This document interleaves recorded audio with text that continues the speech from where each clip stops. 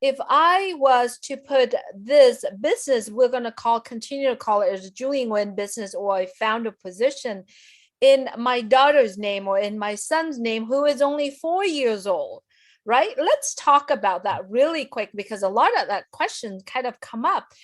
Should I sign their name, having them be in the title of that business? Can I sign for my daughter? Can I have my daughter holding this business title? This is what I would do, Julie, right? So, let's suppose I have 5 individuals in my family.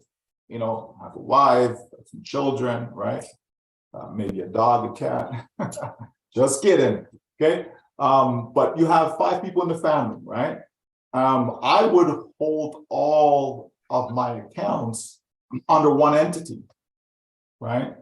So this is the family business. So there's one corporation, let's say, right? And so all the income from all the accounts that are coming into that one corporation, right?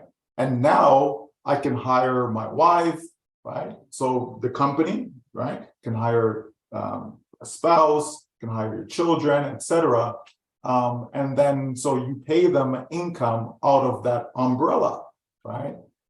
So that's income splitting, right? So that's something that can be done.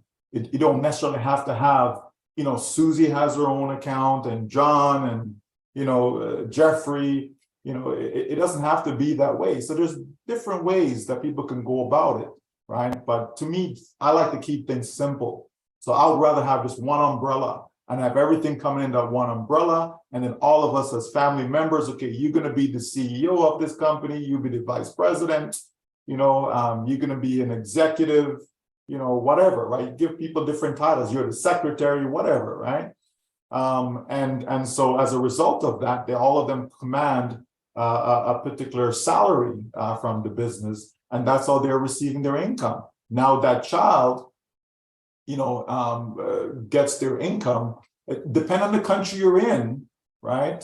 I know, like here in Canada, from you're born, you get a social insurance number, right? And I'd imagine the US is kind of the same thing. From you're born, you have that. Once you have a social insurance number or social security number, you can actually be employed. You can actually receive income and pay taxes accordingly, etc.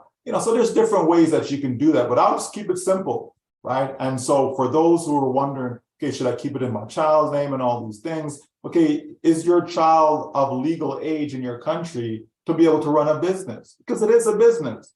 I know you want to take care of your child and your children, right? But it's still a business at the end of the day. So that's why I say I'd rather have everything under one umbrella or everything coming into the parent or parents, right? And then down the road, all of a sudden the child turns 18 now, no problem. I can hire my child. You know what? I want you to be my vice president. I want you to be my president of XYZ company. And then you're paying your child, a CEO salary. You understand?